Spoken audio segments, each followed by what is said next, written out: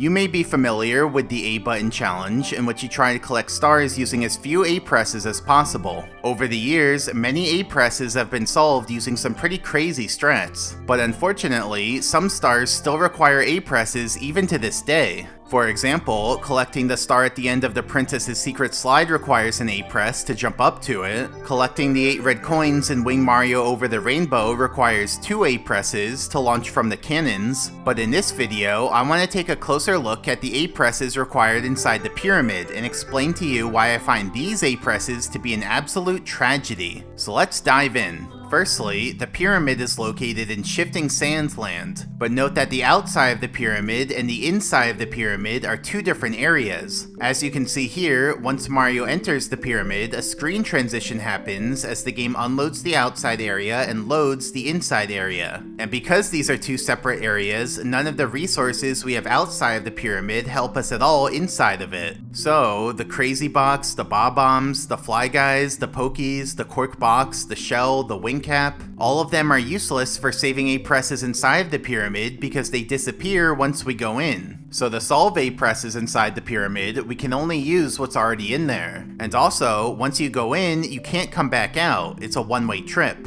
Now, there are actually two different ways to enter the pyramid. First, there's the lower entrance, which starts you on the bottom of the inside. And second, if you go on top of these 4 pillars, it actually opens the top of the pyramid as the top spins around and then explodes. That allows you to go into the upper entrance, which starts you at the top of the inside. And note that you fall into this elevator that then goes down. Now let's talk about what stars are in the pyramid. There's 1 star at the very top. If you collect the 5 secrets, it spawns a 2nd star. And if you go into this tunnel, there's a 3rd star from beating the IROC boss. But that star can be collected in 0 A presses, so we're not going to talk much about that one. It's only the other 2 stars that require A presses, so they're the focus of this video. But one big question we have to answer is, should we enter the pyramid using the upper entrance or the lower entrance? Which way minimizes the A press count? Well, remember, in the A button challenge, the goal is to minimize how many times we press the A button to jump. Consequently, the main task in the A button challenge is figuring out ways to gain height without relying on jumps. So when it comes to entering the pyramid, you might think entering from the top would be better because then you start out high up in the pyramid and wouldn't need to waste A presses climbing up to that point from the very bottom. But it's a little more complicated than that. As I mentioned before, entering the pyramid from the top starts you out inside this elevator. From there, we can use 1 A press to jump out of the elevator and get the star at the top of the pyramid, and separately, we can use another A press to jump out of the elevator to reach these coins. These coins have secrets in them, and if you touch all 5 secrets, it spawns the other star. So entering the pyramid from the top seems pretty good because we can get both pyramid stars with just 1 A press each. But the question is, can we do better and reduce them to 0 A presses each? Well, the critical problem is that we're stuck inside this elevator, and there's no known way to get out of it without pressing A. A rollout doesn't go high enough, it's just 6 units shy of reaching the top of the wall hitbox. A slide kick doesn't go high enough, even with the bounce. That one's 30 units shy. And there are no floor gaps or wall gaps in the elevator's geometry. Trust me, we've checked. And let me show you just how close a rollout gets to exiting the elevator. So let's play it again, pause it, and look at it from the side. Here's the cross-section of the elevator. So on top there's a floor whose hitbox snaps Mario up,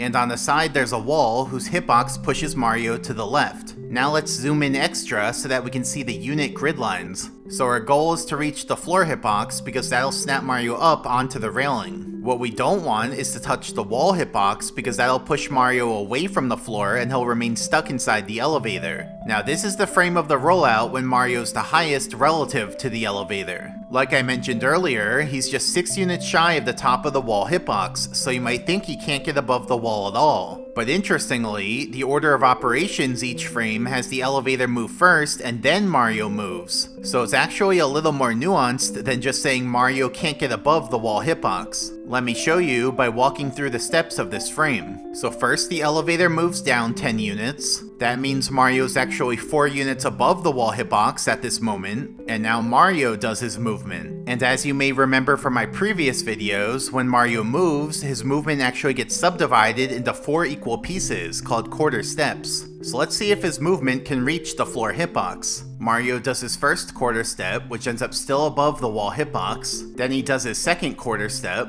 This one goes into the wall hitbox, so now Mario gets pushed out. Then he does his third quarter step and gets pushed out, and then he does his fourth quarter step and gets pushed out. So he doesn't reach the floor hitbox, even though that was the frame when he gets the closest to making it. Now remember, Mario started out here, but if he were just 7 units higher, then he actually would be able to escape, because now his quarter steps end above the wall hitbox, so he doesn't get pushed. Then on the next frame, the elevator moves down again, then Mario moves, and he does make it to the floor hitbox without getting pushed away by the wall. And so, if you were on this elevator, did a rollout, and then a Cosmic Ray bit flip caused you to rise by just 7 units, then you actually would be able to escape the elevator. And from there, both pyramid stars could be collected in 0 A presses. Even the star up there, more on how to do that later. So yeah, escaping from the elevator is just 7 units away, but that makes it impossible to do. And let's be real, the geometry of this elevator is so simple that there's really no wiggle room for the analysis to be wrong and later change. You're just trapped on a flat floor surrounded by 4 walls. There's literally nothing to work with, and there are no nearby enemies to use either. If you think about it, this elevator is like the one shape of geometry that could have ruined the upper entrance. Like it was specifically designed to hinder the A button challenge. Any other piece of geometry and we'd be able to escape, but not a little cage with high walls on every side. And so, if the upper entrance is stuck at 1 A press, that means our only hope left is to use the lower entrance and hope it somehow works out. Like, we won't be trapped in the elevator anymore, but now we have to climb up the whole pyramid from the very bottom. So how many A presses does that take? Well, let's talk about that. Here's a task I made that climbs up the pyramid from the bottom. Now this task isn't going to do any crazy tricks. Think of it as what the task would be like back in the day, you know, before we knew every glitch in the game. So this is just to get a baseline for which parts of the pyramid seem like they require an A press. No A presses so far. Now we pass the mesh ceiling that you can swing on. Then we have to get past the grindle, but that's pretty easy. But now we have a pole. Poles are notorious in the A button challenge, and this one does require an A press to jump off of it. So that's 1 A press so far. Now we have these big steps. We can do rollouts to climb up the steps and get to the top one, but then we do need an A press to go from there to the next floor. Then we encounter Spindle, this big rolling enemy, but we can just go around him. Now we get to these steps that go up and down on a cycle. It's not too hard to get past them. We can just wait for them to come down, ride them back up, and then do a rollout at the top. And then we have 2 more steps, so we do the exact same thing to get past these ones. Then we go past the homing amps. They aren't your normal amps that just go in circles. These ones come after you. And now we have another pole, which of course requires its own A press to jump off of it at the top. Then we have another grindle, but more importantly, there's this ledge that's too high for a rollout, so that takes an A press. Now we go up the ramp, and finally, it takes 1 more A press to jump up to the stars platform. And from there, we can do a rollout to get the star. Or alternatively, we can drop down to get the secrets for the other star. So in total, there are 5 places in the pyramid that seem like they require an A press. Jumping off of the lower pole, getting past the big steps, jumping off of the upper pole, getting past the ledge after the grindle, and jumping up to the star platform. For convenience, I'm gonna call these the 5 trials. Now remember, the only reason we're analyzing climbing the pyramid from the lower entrance is because using the upper entrance requires 1 A press. So in order for this bottom route to be worth it, it would have to take 0 A presses. That means every one of the 5 trials would have to be doable in 0 A presses. And what are the odds of that? Like, let's say each of the trials has a 1/10th chance of actually having a solution. Then the chance of all of them happening to have a solution would be 1 over 100,000. That's pretty low, but still better than the 0% chance we have with using the upper entrance. So now the question is, can we solve each of the trials in 0 A presses? Well, over the years, various people have contributed to just that. Back in 2014, Tyler Caney noticed that when you collect a star, Mario's able to ledge grab as he's falling down, putting Mario onto the higher ledge. While this technique was known to some, no one ever thought to apply it to the A button challenge before. So for example, normally Mario's not able to get onto this ledge to reach Hazy Maze Cave without an A press, because Mario doesn't ledge grab out of a rollout. But Tyler found that by spawning Mips's star right next to the ledge, Mario can do a rollout, collect the star, and then ledge grab up. And we call this technique a star dance clip. Tyler then went on to show that we could use a Stardance clip to get onto this mesh in the pyramid with the help of bouncing on a Goomba. But you might be wondering how getting onto this mesh helps with any of the trials. Well, here's the thing. After the lower pole, you're supposed to keep going to the right, but if you instead go to the left, there's actually a teleporter there that takes you onto the mesh so that you can collect the one up there. It's like a secret Easter egg. Now the teleporter is meant to be a one-way trip so that you can't go back through it. This is in contrast to most other teleporters, which allow you to go back and forth as much as you want. For example, this teleporter in Whomp's Fortress lets me go forwards and backwards. So let's talk about teleporters for a minute. The way they work is that there are two invisible objects which we call teleporters. Now the teleporter objects each have a cylinder hitbox around them, and when Mario stands inside the hitbox, he teleports from the teleporter he's at to the other one. So far so good. But what about the teleporters inside the pyramid? Why do they only go one way? Well, in this case, the teleporter objects are located here on the ground and here in midair, and here they're hitboxes. So we can stand inside the hitbox of the teleporter on the ground to use it, which puts Mario on the floor under the other teleporter, but because this teleporter is in midair, we can't then stand inside its hitbox to use it. If we zoom in, you can see that Mario's standing just below the hitbox so he doesn't teleport. So basically, the programmers raised the teleporter by just enough so that standing under it doesn't work. But they made an oversight, because if we look at the surface triangle view, we can see that the mesh has raised edges that you can stand on. And one part of the raised edge coincides with the teleporter's hitbox. So, by going on the raised edge, we actually can stand inside the teleporter's hitbox, allowing us to use the teleporter in reverse. Now all of that was already known. After all, I did post a classic video, SM64 reversing a one-way teleport glitch back in 2013 on this very channel. Man, I've really improved since then. So anyway, when Tyler found a way to get onto the mesh without an A press, we knew we could then go through the teleporter the wrong way and end up past the lower pole. In other words, we've made it past the pole in 0 A presses. And so, that's how the first trial got solved. Now interestingly, a Stardance clip wouldn't only help with the first trial. Remember the big steps in Trial 2? Well, these steps have coins on them. So we can spawn 100 Coinstar at the top, do a rollout into it, and that lets us do a Stardance clip to get onto the next floor. And Trial 5 also has coins around it. So we can spawn 100 Coinstar next to the star platform. Then we do vertical speed conservation, where we store the upward speed of a rollout, reactivate it, ground pound, and do a Stardance clip onto the platform. So this is the technique I alluded to earlier for how we could get up to the star if we escaped from the elevator. So yeah, it's actually 3 different trials that stand to benefit from a Stardance clip.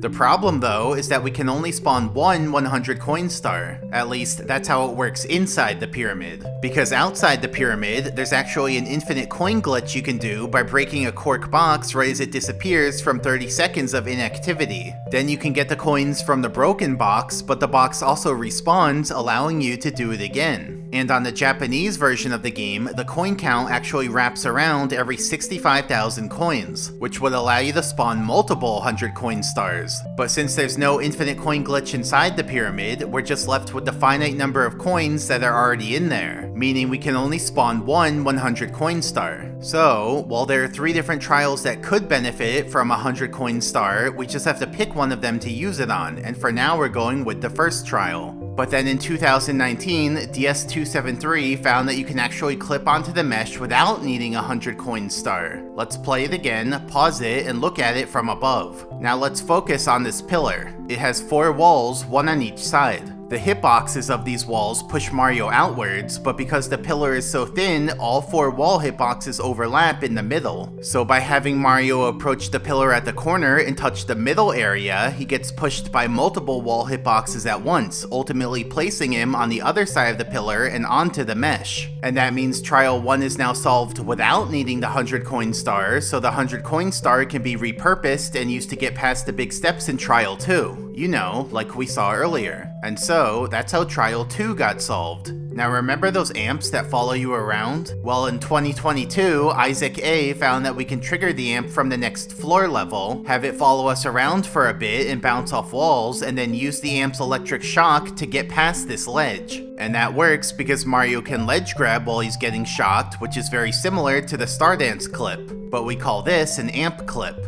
And so, that's how Trial 4 got solved. And then in 2023, Sydney found the following strat. We can use a misalignment to get onto the Grindle, more on that in a second. Then from there, do a rollout to get onto a misalignment on the undescended elevator, which causes the elevator to go down, and then quickly get over to the star. So how does that work? What exactly is a misalignment? Well, consider a box. It has 4 walls on the sides and a floor on the top. Let's look at the box from above on a unit grid scale. Now, if you've seen my invisible wall video, you know that this blue area isn't actually where Mario can stand on the floor, due to the fact that the floor detection function truncates Mario's position. So instead, we have a little process for figuring out where Mario can stand on it, which goes as follows. First, mark all integer points that are inside the floor or on the floor bound. Then for each point, add an arrow facing away from the origin, and finally, fill in the unit squares that the arrows are pointing at.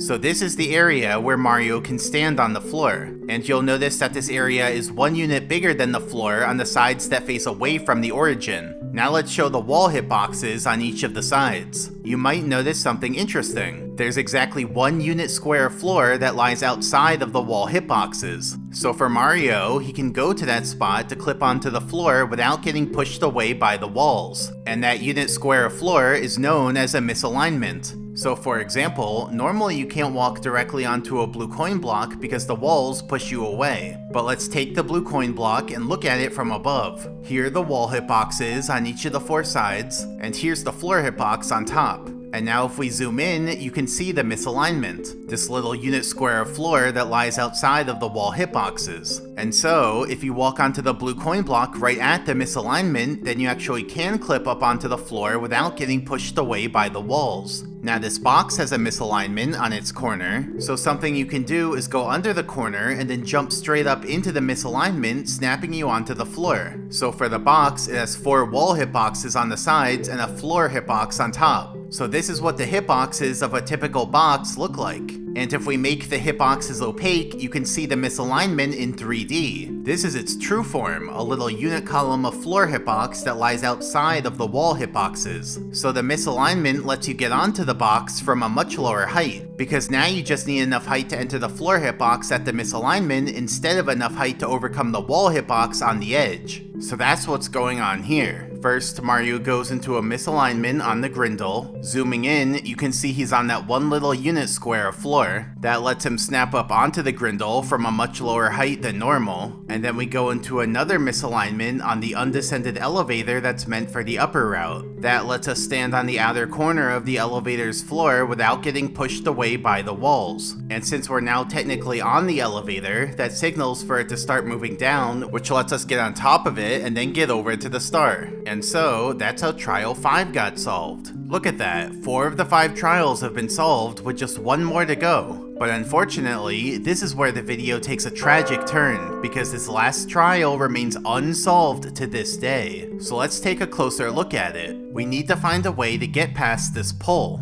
Now we can get onto the pole and climb up it without any A presses, but the trouble is getting off of it at the top. There are only 2 moves to get off of a pole. First, we can press A to jump off of it, which we obviously don't want to do because we're trying to avoid pressing A. And second, we can press Z to drop off of it. But unfortunately, that misses the upper ledge and ends up falling all the way down to the bottom of the pole. There's also a trick to fall off a pole slightly higher than normal by pressing Z immediately after a handstand, but even using that trick doesn't go high enough to get onto the ledge. So Mario can't get past the pole himself, but maybe we could have another object help him do it, specifically the homing amps. As we talked about, Mario can ledge grab as he's being shocked from an amp. So could we use this same principle to ledge grab at the top of the pole? Well, let's talk about the homing amps. There are just 2 of them, and they only target Mario within a certain spherical radius around their homes. But the pole is outside of that radius. So even if an amp is following Mario, it'll stop going after him once he goes close to the pole. Something we can do though is spawn the amp and then rush over to the pole as fast as we can. This lets the amp hit us while we're on the pole, but it's still not high enough. Here's another view of it. So even though the amp doesn't normally follow Mario on the pole, the amp went over there anyway because we can still control his angle for 1 frame right when he starts moving. Now interestingly, there is a glitch involving these amps. See, if we have an amp hit us after we go outside of his home range, he doesn't get stunned. Instead, his stun gets delayed until the next time he respawns. Look, he thinks he just hit me even though that happened before, it just didn't register until now. So we can use this technique to delay the amp's movement, giving us more time to climb the pole, because that delayed stun stalls him for a little bit of time. But even so, the amp doesn't clear the next floor, he just bounces off of the wall. Here it is from another angle. So I let him hit me outside of his home range to trigger the glitch. Then I have to go a little slow because I need to still be inside his home range in order for the delayed stun to happen. But even climbing as fast as I can, he doesn't make it onto the floor.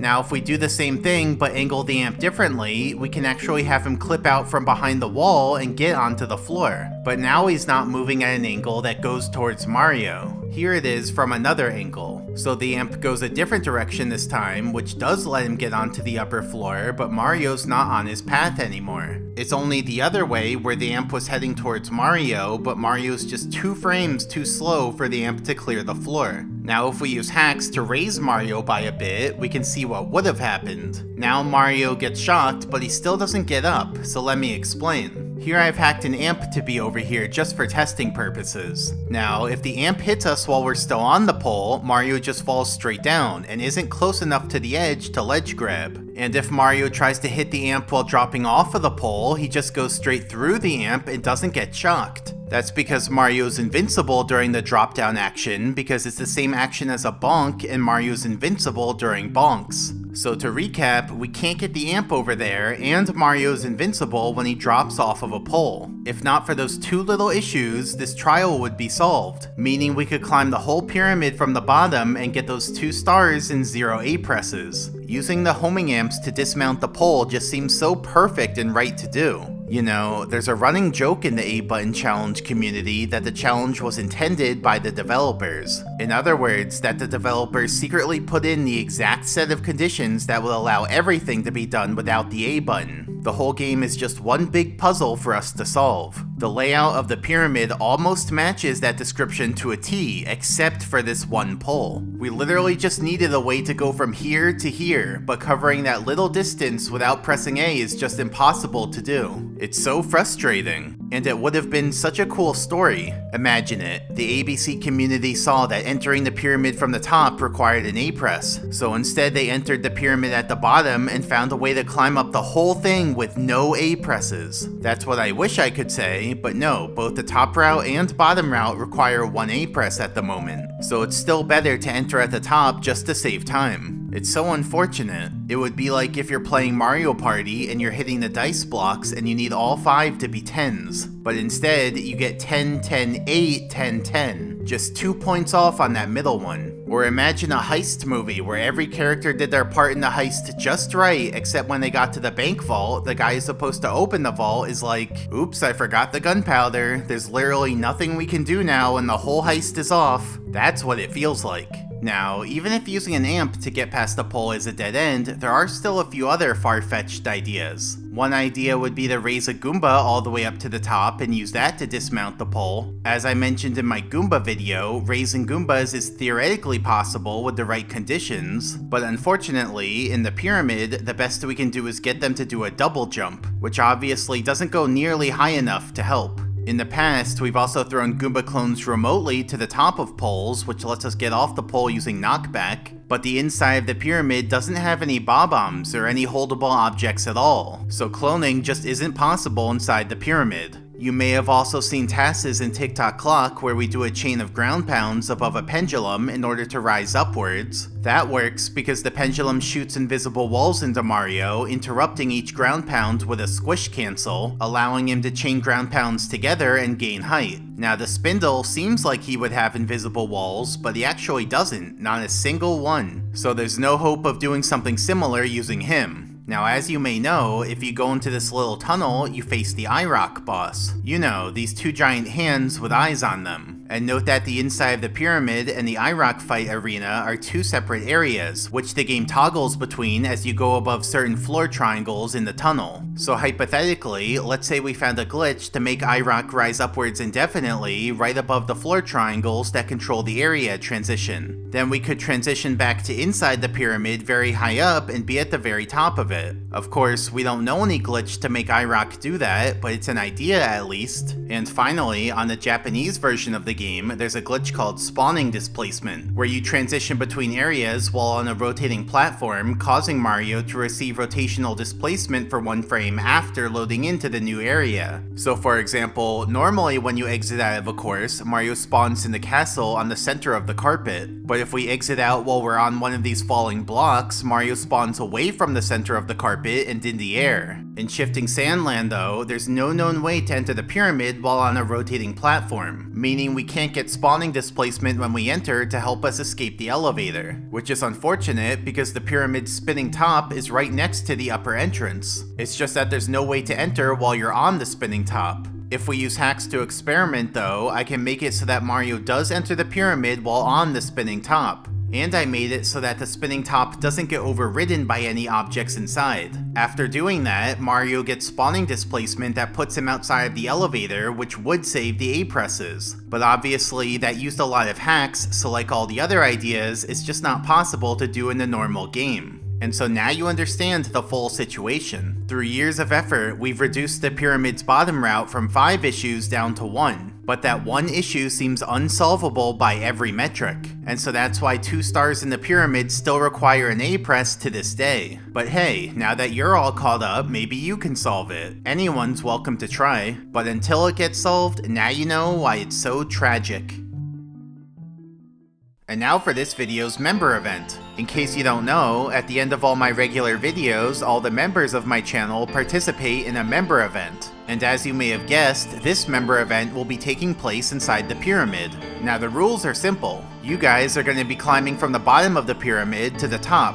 First person to touch the star wins. Now there will be no backtracking in my event, so if you fall down even 1 level, you die. And to help you guys out, I'm gonna give you guys a new ability. Specifically, this time you can jump. Use it wisely, or just jump whenever you want, I don't care. And so if everyone's ready, let's begin. Okay, you guys are coming up on the Goombas. Try not to hit them because you will die. And you guys are going straight through them. Those Goombas are more deadly than that one at the start of Super Mario Bros. 1. And now the Grindel stomped on someone. Like literally 1 person died from that stomp. The second stomp though got a lot more people. Surely you guys will know to avoid it by the 3rd stomp, or not. Man, it is a massacre so far. We've already lost Chromazomnio, the Bros, PJ Sands, Morphstar Changeling, the Flying Fire, Rageman, the Idle Modding Expert, Cheddar, JR Kamuxtum, Lugmalord, and Toshigun 1337. Out in front, we have Darkwing Dumpling, who just got hit, followed by Zorn's Llama, who just got hit, followed by John Thompson, who's pulling ahead by a huge margin. This is unprecedented. No one's ever had a lead this big. And he got hit by the Goomba. Man, you guys are all pushing each other off while waiting for the Grindel to come down. But at least this time you actually know to wait for the cycle. And now the 3rd and final wave of people made it past the Grindel. But there was a lot of carnage from that. We lost Valton Zenola, Buprofin 64, Kid Leaves Stoop, HK Jacket, Quite the Handful, Lil Gamers, Biggs 22, Crix, Cubic, Eric Vilas, Nitro, and Vlader. And now you guys are coming up on the Spindle. What will you guys do? Oh, you just jump. That was easy. Only 1 person died, which is Milk Chugs. But can the person who's all the way in the back make it through? Oof, sorry Jay-Z Wizzles, it wasn't meant to be. And now we're at the rising steps, where your whole lead could disappear in a second due to having to wait for the cycle. Plus the steps are pretty small, so Nathan Perkins and Mr. Sir have fallen off. You guys just barely avoided the amp. And now we've lost Hot Joe, and you can't blame the ice this time. Now there are just 2 groups of players remaining, a small group in front and a big group in back. And we're at the final stretch now, so if you want to win, now's the time to step it up. Okay, jumping onto the Grindel. I didn't know you guys could even jump that high. Now we're coming up to the star, and it looks like Tadude made it first, followed by some others, including Kadex and Jenny. So, congrats to our first place finisher, Tadude, and good job to the other people who also made it to the star, and everyone else will be ranked by how long they lasted before dying. So yeah, that's what a member event is like. So if you want to get in on the next one, consider becoming a member of my channel. To do that, you click on the join button below the video, or use the link in the description. Or if you want a free way to support me, you can also just subscribe, that helps too. Now, it's been about a year since I started this new era of videos, and like I said I'd do, I've made regular videos, I've made YouTube shorts, I've made music videos, and there's still a lot coming. I mean, there has to be if I'm doing this for the rest of my life. But one thing I want to experiment with is making smaller videos like this one. See, on this channel, I'm always looking to improve my content from one video to the next. Whether that's better audio, better visuals, better camera movement, anything I can think of to improve, I do. But one way that this improvement mindset has led me astray is in choosing what video topics to do. I basically got into this mindset that every video has to top the last one. You know, like it has to be the biggest, best thing ever, my next magnum opus. But think about it, can a video on the Pyramid A presses ever top the Invisible Wall video? Probably not, but it shouldn't have to. I don't want to exclude topics just because they aren't as inherently flashy as other videos, like Invisible Walls finally visualized or the cabin door opened for the first time ever.